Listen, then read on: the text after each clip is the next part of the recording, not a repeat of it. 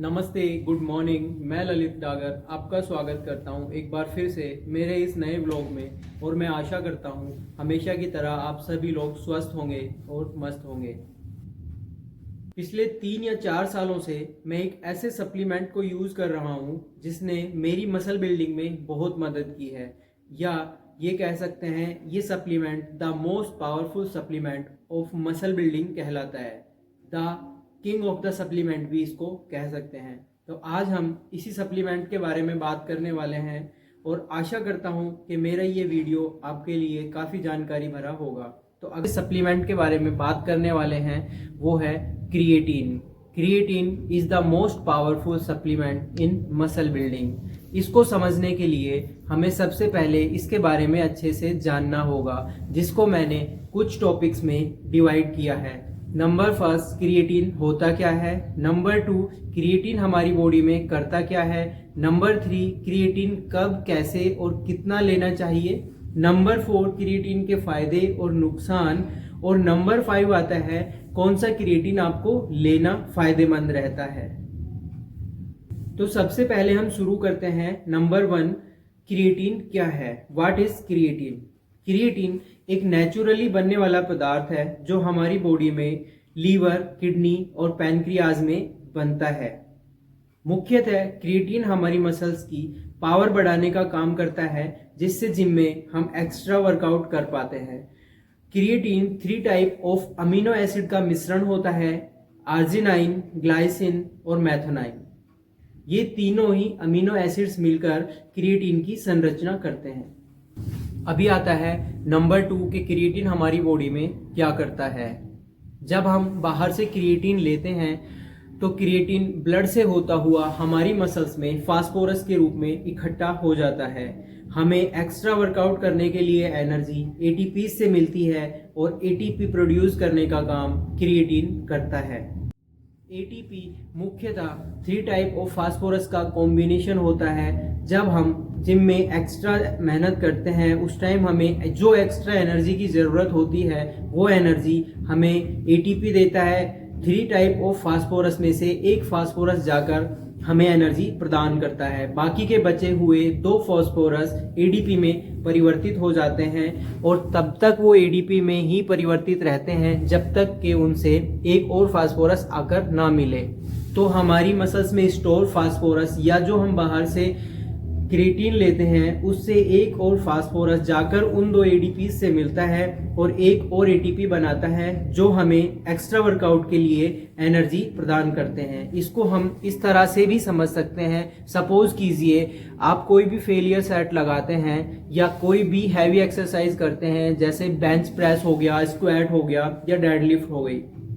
Suppose करो आप 100 kilo का बेंच प्रेस लगाते हैं और आप उसमें 7 से 8 रैप लगाते हैं, लेकिन आप 9 या 10 रैप तक जाने के लिए, फेलियर सेट तक जाने के लिए आपको जो एक एक्स्ट्रा एनर्जी की नीड होती है या इंस्टेंट आपको एक एनर्जी चाहिए होती है अपने आप को उस लेवल तक पुश करने के लिए, उस टाइम हमें जो एनर्जी चाहिए होती है वो एनर्जी हमें देता है एटीपी, और वही एटीपी हमें मिलती है क्रिएटिन से।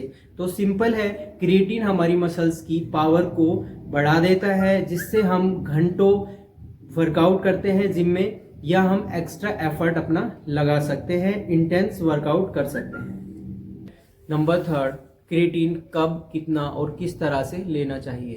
तो इसके लिए क्रिएटिन लेने के 2 तरीके होते हैं। एक होता है लोडिंग फेज और एक होता है सिंपल। लोडिंग फेज में 20 ग्राम तक क्रिएटिन हम ले सकते हैं और सिंपल तरीका जिसमें हम 3 ग्राम क्रिएटिन लाइफ लॉन्ग ले सकते हैं। लोडिंग फेज में 20 ग्राम क्रिएटिन हम एक बारी में नहीं लेते, उसको 5-5 ग्राम के टुकड़ों में डिवाइड करके हम दिन में 4 बारी में इनटेक करते हैं। और ये 5-5 ग्राम हम सिर्फ 7 डेज तक लेते हैं। 7 डे के बाद में हम नेचुरल जो हमारा तरीका है सिंपल वे 3 to 5 ग्राम वाला वो कंटिन्यू रखते हैं। लेकिन मैं आपको रिकमेंड करूंगा कि आप सिंपल तरीके से ही क्रिएटिन का लाइफ लॉन्ग इस्तेमाल कर सकते हैं और वही बेस्ट रहेगा। अभी आपके मन में एक सवाल आ रहा होगा कि लोडिंग और सिंपल दोनों में क्रिएटिन लेने में काफ़ी अंतर है। एक में 20 ग्राम तक क्रिएटिन ले सकते हैं और एक में सिर्फ 3 to 5 ग्राम तक क्रिएटिन ले सकते हैं। तो सीधा है 20 ग्राम क्रिएटिन अब जब 7 दिनों तक लेंगे तो नॉर्मल क्रिएटिन जब आप 2 से ढाई महीने तक लेकर एक लेवल को अचीव करेंगे, लोडिंग फेज से आप वही 1 महीने में अपना वो लेवल अचीव कर सकते हैं। सिंपल है, ज़्यादा क्रिएटिन लेने से आपकी मसल वॉल्यूम ज़्यादा बढ़ती है, आपकी मसल्स में वाटर इनटेक ज़्यादा होता है, आप वर्कआउट बहुत ज़्यादा करते हैं, अच्छे लेवल का वर्कआउट परफॉर्म करते हैं, जिससे आपको अपने लेवल अचीव करने में आसानी होती है। स्पेशली मैं मेरे बिगिनर भाइयों को ये रिक्वेस्ट करूंगा कि आप 3 to 5 ग्राम वाला जो तरीका है वही अपनाएं, वही बेस्ट रहेगा और ये काफ़ी मदद करेगा आपके लेवल को अचीव करने में या आपकी मसल्स को डेवलप करने में। क्रिएटिन कब लेना बेस्ट होता है? मैं आपको रिकमेंड करना चाहूँगा क्रिएटिन आप हमेशा पोस्ट वर्कआउट लें अपने प्रोटीन शेक के साथ में। क्या क्रिएटिन कुछ नुकसान भी करता है? काफ़ी लोगों के क्वेश्चन होते हैं या काफ़ी लोगों के मिथ्स होते हैं कि क्रिएटिन लेना सेफ नहीं होता, लेकिन मैं आपको बताना चाहूँगा काफ़ी सारी रिसर्चेस होने के बाद में भी ये पता लगा है कि क्रिएटिन लेना सेफ है। जैसे कि नॉर्मली लोग कहते हैं क्रिएटिन लेने से लीवर या किडनी खराब हो जाता है, ऐसा किसी भी रिसर्च में कुछ साबित नहीं हो पाया है कि क्रिएटिन लेने से आपके लीवर या किडनी खराब हो जाते हैं। हाँ, अगर आप उसको सही क्वांटिटी में लेते हैं, सही तरीके से इस्तेमाल करते हैं, तो ये आपको किसी तरह का कोई भी नुकसान नहीं करता है। लेकिन जैसा कि आप जानते हैं हर चीज़ को लेने का एक तरीका होता है, एक सही मात्रा होती है। तो इसी तरह से अगर आप क्रिएटिन को सही मात्रा में लेंगे और सही तरीके से लेंगे तो ये बहुत मदद करेगा आपकी मसल्स बनाने में। लेकिन साथ में मैं आपको बताना चाहूँगा जब आप क्रिएटिन लें उस समय आप पानी अच्छी मात्रा में पिएं, अन्यथा आपको मसल क्रैम्प का सामना करना पड़ सकता है।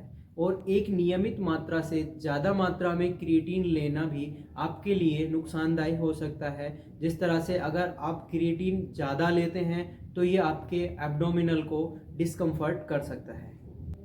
तो फाइनली कौन सा क्रिएटिन लेना अच्छा रहता है?